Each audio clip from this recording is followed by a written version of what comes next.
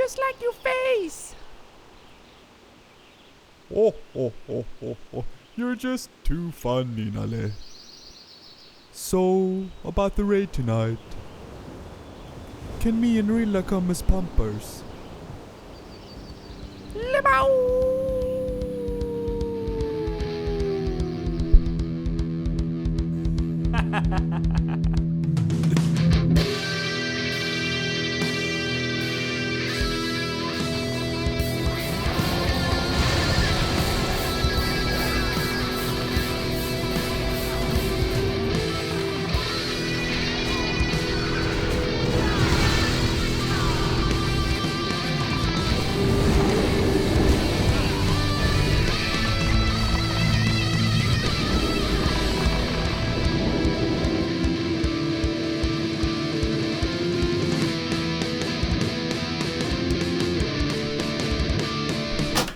Hi, I'm NoScope.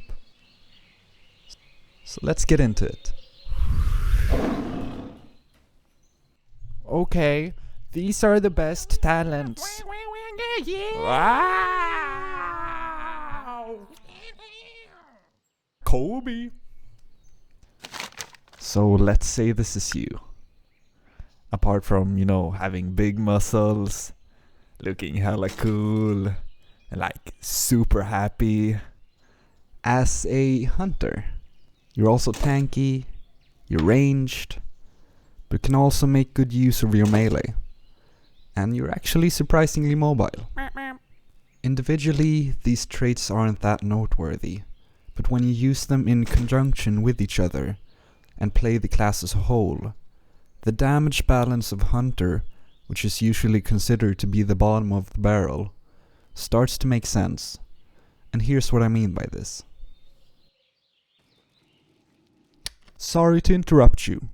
If you're not sure what's happening on screen, you can always look down here to see which spells I'm using.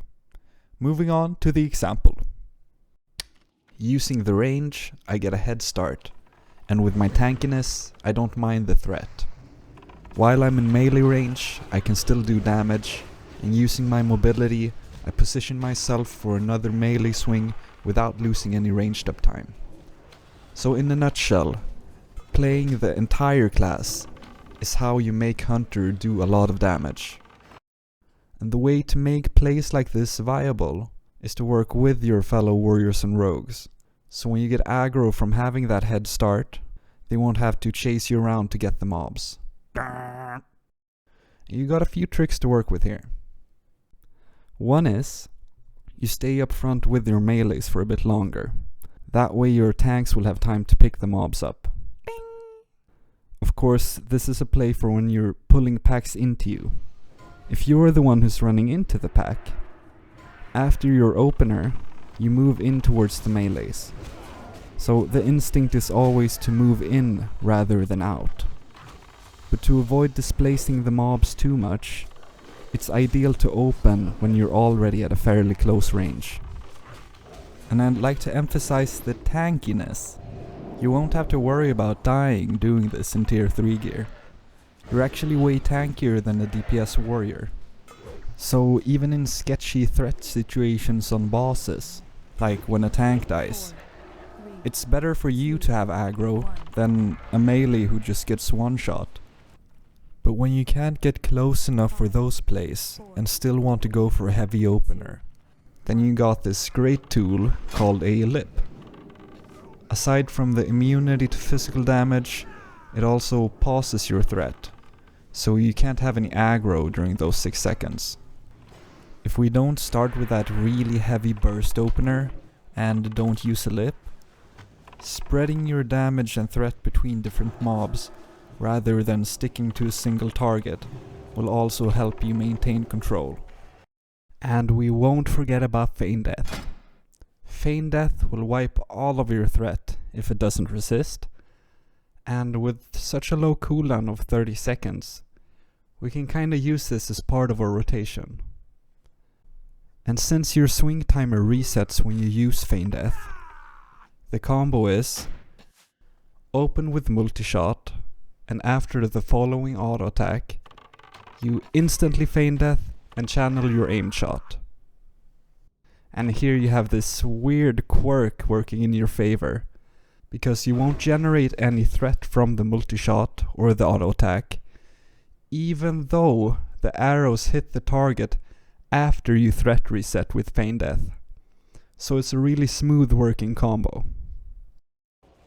Now, if you don't use any of these tricks, either staying up front, moving into the pack, using a lip, swapping targets, or using Feign Death, then the probability of a pissed off warrior running after you greatly increases. Stupid no-scope billing away the mobs. Can't it just wait for threat? Stupid annoying hunter. Mistakes.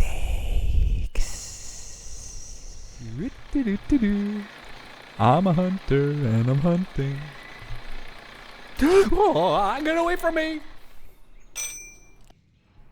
Here I know that there's a big pack incoming, so I set up an explosive trap and prepared 2 AoE trinkets. So I'm just fully focused on maximizing damage. And initially I do a lot of damage, but since these mobs do magic damage to me rather than physical, I can't and don't want to tank them. So, you know, rip. You suck so bad, no scope. Okay, well you can go away then, asshole. Next week I changed something in my setup. With this threat tool, which could be replaced by that lip or Feign Death, I don't have to worry about taking aggro. And while I had less potential damage in my setup, I end up with twice the damage of last week, because it was a controlled fight. When you're learning a high damage hunter playstyle, mistakes are inevitable. So when you do make a mistake, instead of avoiding it, which in this scenario might have looked like removing the explosive trap and waited a few seconds, instead of that, you can adapt to it, in this case with threat tools. So the question is always, how do I keep my damage while remaining in control?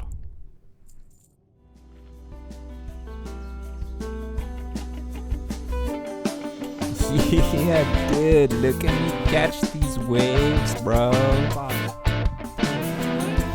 Sometimes we feel this sensation of sort of effortlessly moving through and responding appropriately to the situation. And it's really enjoyable to be in that flow state, right? The problem is that those moments tend to be fleeting. But is there any way that we can increase its frequency and duration? I believe I've found something that consistently helps with this. But first let's understand this. Finding the flow state isn't about going slow, and it's not about going fast. It's about finding the sweet spot where your playstyle and current skill level meets the raid tempo and layout. That means when you're learning, slower, more controlled raids are more conducive to flow, while fast and or chaotic raids are more likely to be stressful. So flow is still possible in fast raids, but there's less wiggle room and you'll have to adapt your playstyle. Okay, now so I believe I found something very useful that's also simple and practical to induce this flow feeling. You ready? When you use a spell, press it once instead of spamming it. And if you have to spam it, try to do it with a rhythm. This will make your inputs feel more intentional, and each press of a button will feel more impactful. And I don't know why exactly this is, but there's something very enjoyable that starts to happen in the overall feeling of the gameplay when you start pressing one button at a time. Pew. Bonk. Pew. Bonk. Between each cast, there's a gap where you can move around freely. And while most classes would lose uptime from repositioning in combat, Hunters can gain uptime by looking for positions where you can have one melee target and one ranged target available. Because your melee and ranged swing timers are separate, so if you can make use of them both, it's almost like a warrior if they could dual wield two-handed weapons. In other words, you get insane DPS value. If you only have a single target, you can still weave in your melee attack in the gap when both your aimed shot and multi-shot are on cooldown, and provided your target is stationary, if you're clean with it, you won't lose any ranged uptime, so it's simply an extra attack. To do this, it is very helpful with the speed buff, like the swiftness Sansa. You could also use Aspect of the Cheetah and sacrifice the ranged attack power from Aspect of the Hawk, or take it one step further by swapping back and forth between the aspects for the melee weave.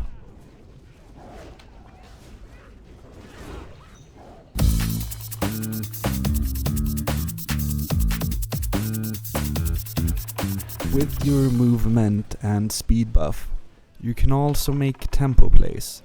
A tempo play is when you gain an advantage through getting ahead of the raid pace.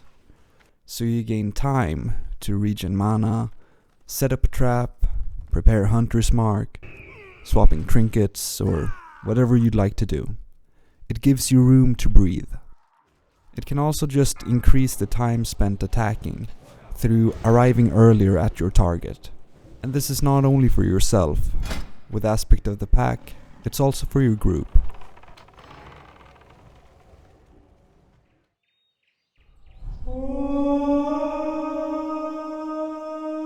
Holey Spells.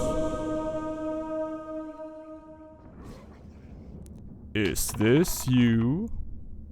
Okay, I'm gonna cast my aimed shot, multi-shot, auto shot. Oh my god, this is so boring. Kill me right now. Nice. I used to think it was really boring that there's this hole in my rotation when nothing is happening. But the more I played, the more I realized that the hole is the place where creativity has the room to express itself. Though there's never one thing that you can always do, there's almost always something that you can do.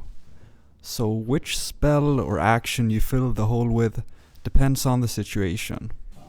Which holy spell you use is up for you to figure out and decide, and we may very well come to different conclusions. Just don't immediately restrict yourself if someone tells you that something is bad. For example, I've been told to remove Serpent Sting from my action bar because it's a bad spell. That is black and white thinking that leaves out nuance and stops you from seeing where it's actually applicable. It's not always a good idea to use it, but that doesn't mean that it's never a good idea to use it. Actually, there is one thing that you can always do, and that is trinket swapping. Of course, this requires you to have trinkets to swap, but I'll just assume that you do for a moment.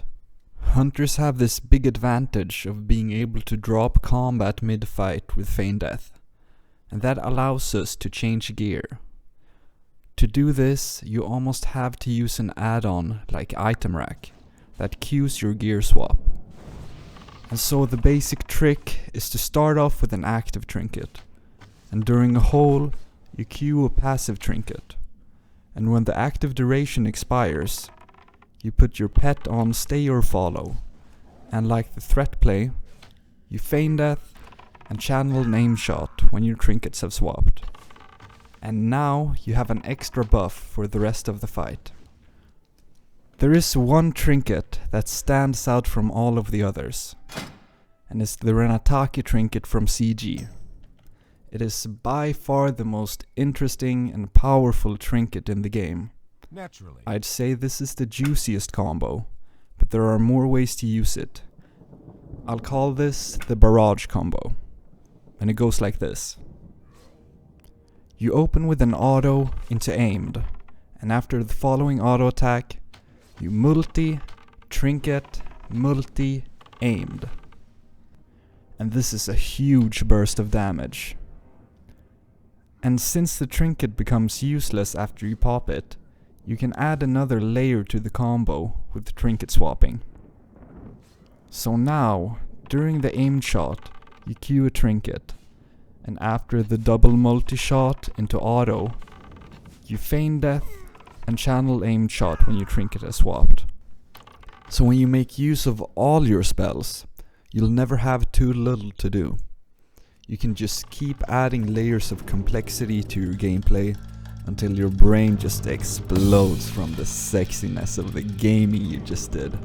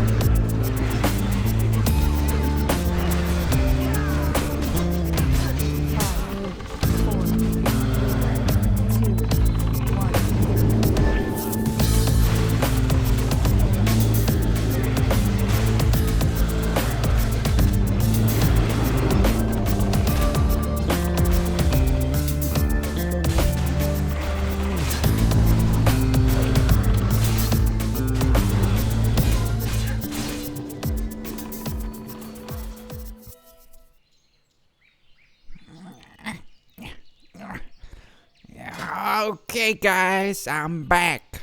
Time to show you some best talents. Think for yourself. What was that? Think for yourself. Oh, am I dreaming? Think for yourself. And try stuff. Wait a minute, Mr. No-Scope Hunter guy. I have a case of dumb brainness. Can you think for me, please? Okay, I will explain my reasoning for the talents I use. But don't underestimate reading through all talents and extra time, and actually testing different specs. Because you will start to develop a hands-on understanding of how they compare to each other, and be able to craft something for yourself that you like. For most raids, you're required to bring True Shot aura. So this is likely the marksman tree you end up with anyways. You could move around the points in improved Hunter's Mark and efficiency, but that's about it. The 20 remaining points is where you have the freedom to play around with different builds and tailor it to your preference. So this is what I go for. And if you're underneath the 9% hit cap, I'd move points from improved aspect of the hawk to sure-footed. The survival tree really rewards you for playing the entire class. You get some good stats, but most importantly, you gain access to deterrence and improved feign death. Without deterrence, the clips you've seen of me tanking bosses and opening on big packs would be much riskier.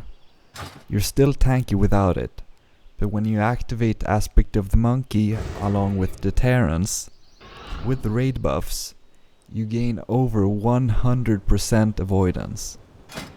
The 4% reduced chance of resist on feign death doesn't sound like a lot, but it is a noticeable difference, and it will boost the consistency of your threat plays, trinket swapping, placing traps for AoE, and surviving a wipe that would otherwise cost your world buffs.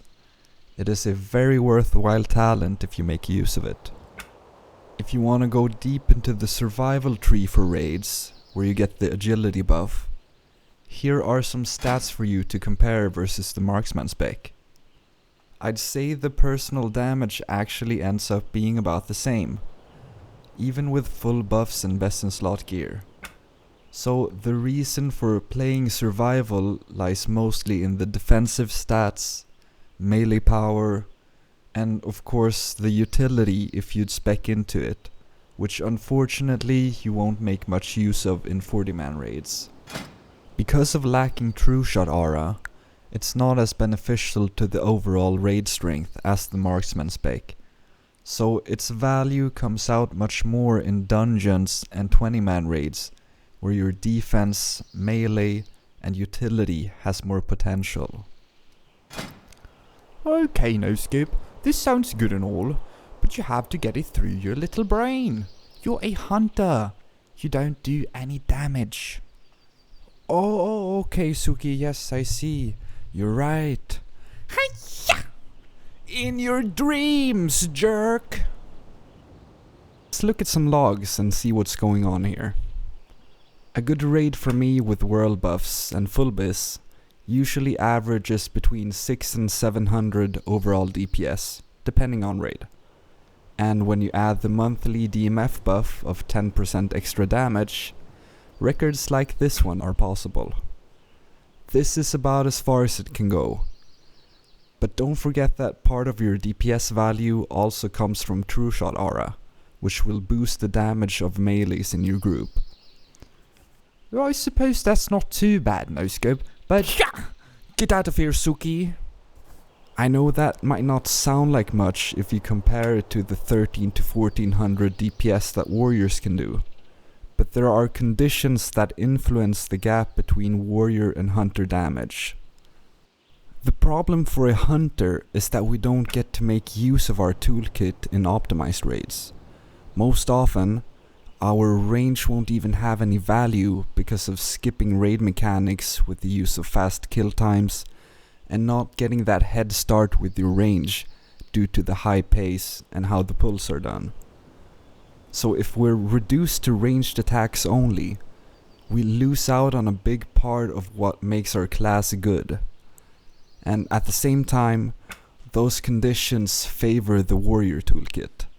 So the DPS gap between the classes widens. Melees also have way more buffs that they can make use of.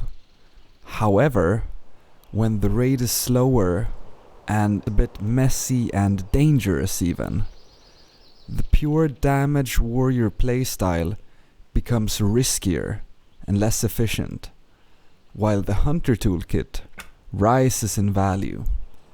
It doesn't necessarily mean that your overall DPS will be much higher in the logs. It means that the playing field between the classes starts to level out. So when the focus on optimization decreases, the natural synergy of the class toolkit that lay dormant has the potential to emerge. Suddenly more spells start to matter. And some would describe that as a bad raid, because they die when they apply the same pure damage playstyle that works in optimized raids. But it's a raid where you get to play more of the game. Not only do you spend more time playing, you also get to play more of the raid mechanics and your class toolkit, which I'd argue are fun. Making use of the entire toolkit is really satisfying, but it's also difficult. So let's see what we can do to make it easier for ourselves.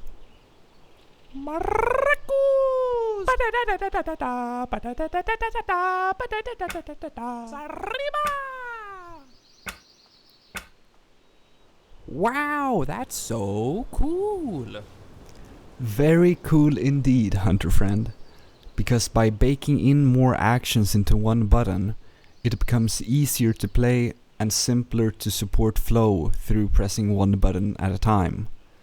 I'll just mention one or two macros that I haven't seen in other guides, and something special. The most fundamental macro is the auto-targeting, and I've added this to virtually every attack. It will target the closest living enemy and lock onto it. This is useful to increase uptime, but it's also practice of trigger discipline. Together with petattack, it will send my pet onto the target. And if I mouse over another enemy and use it, my pet will change target, but I won't. Same goes for Hunter's Mark.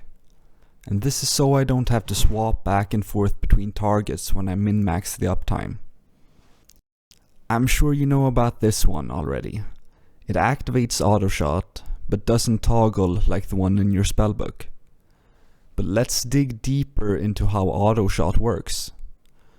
Once you activate it, it will remain active until you cancel it or make a faulty cast, even if you move out of range or into the dead zone. It will remain active if you change targets, but needs to be reactivated if your target dies, or if you use any melee attack. Adding /stopcasting before aim shot will do this. Now when you reactivate it, it will reset the cast. And if you reactivate it before the global cooldown is over, it will cancel the cast. This is useful for finding the right timing on pull. Okay, so I realized this macro could be possible recently while trying to craft a good setup for my melee weaving in the Burning Crusade. And for some reason, I haven't been able to find it anywhere online. This is the Exodia macro. It's an all-in-one melee weave. It works just like the regular auto-shot macro. The only difference is that it will cancel your aim shot now because of the melee attacks. So you won't be able to redirect the auto that comes after the cast. I get around this by adding auto shot to my arcane shot macro as well. And then you can still spread your damage to avoid getting aggro. Alright, this is how the Exodia macro works. When you're at range, it casts auto shot. And if you're in the dead zone, it cues a Raptor Strike. When you're in melee range, it also casts wing clip. And if Raptor Strike is on cooldown, you auto attack instead. The wing clip you could remove or replace with counterattack. It's not essential. So you only need one button for swapping between ranged and melee. This makes melee weaving significantly simpler. But for melee weaving with 2 mobs, you also need to change targets. So let's dig into that too. This is how the target nearest enemy works, which is by default bound to tab. It will rotate from closest to furthest enemy until all enemies in range have been selected, then reset. Camera angle also plays a factor, which can be kind of weird, but aiming towards or a little bit beyond your desired target may help you find it. Maybe this one is a bit of a personal niche, but among the options you'll find the target last target function. It will just swap between 2 enemies. It won't go one step back in your target history, just select whatever your previous target was. Pre-targeting skull and cross before a cluttered fight helps me find my target. So instead of trying to click or tab around in a panic, I just press one button. And for melee weaving, which is its main purpose for me, together with the Exodia macro, this is what it looks like.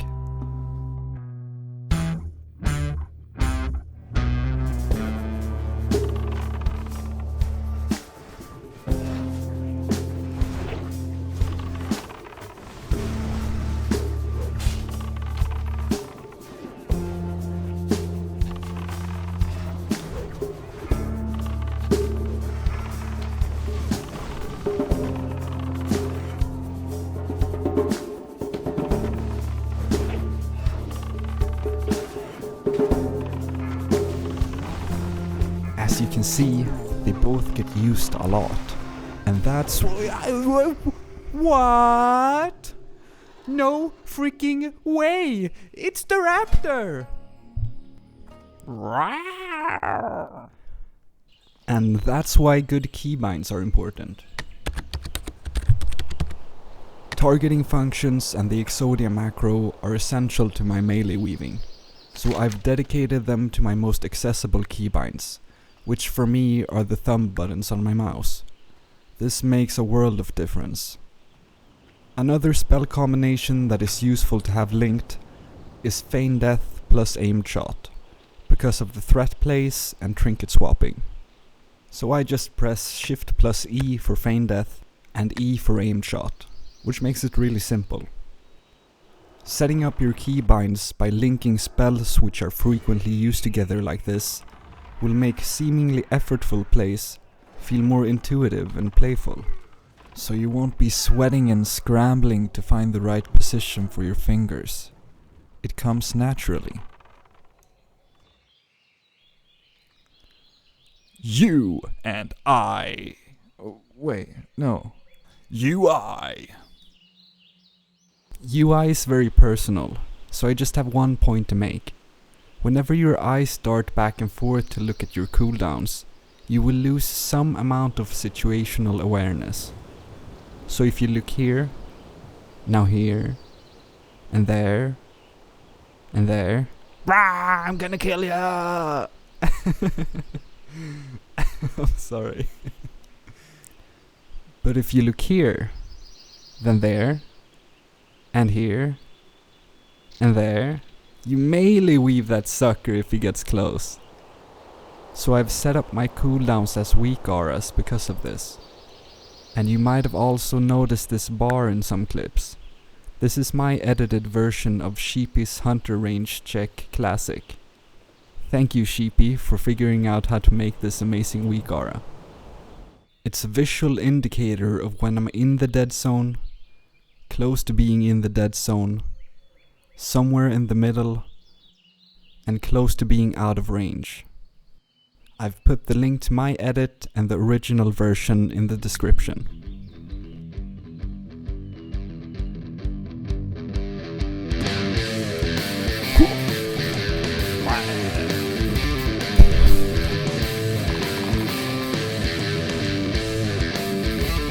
Say your prayers, nerd.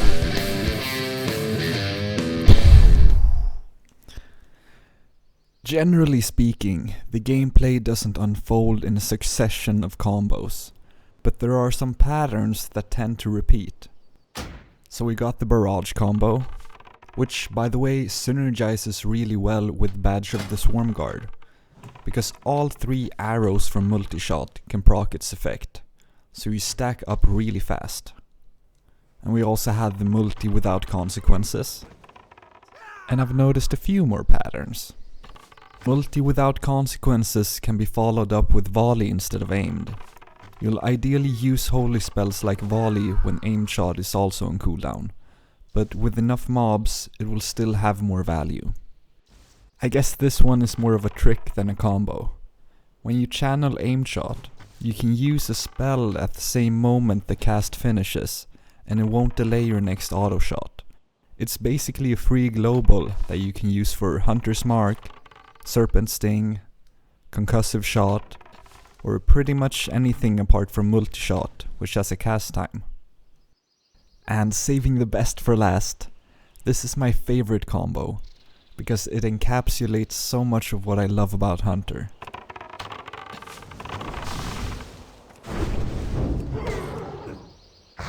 Oh ma, isn't that beautiful? You can synergize it with the Arcane Gem, which, by the way, scales 100% with spell power. Just gonna throw that in there. The Ramstein Lightning Bolts also work well with this combo. And if you pre-pop the Arcane Gem, you can even use both in the same combo. Fuck it, throw in some petattacks, and the Gorilla AoE too, and a Sapper! And why not swap out the trinkets while we're at it? There are just so many things you can do, and the dance is captivating when your familiarity with the toolkit and keybinds gets you beyond the point of needing to think about what to do.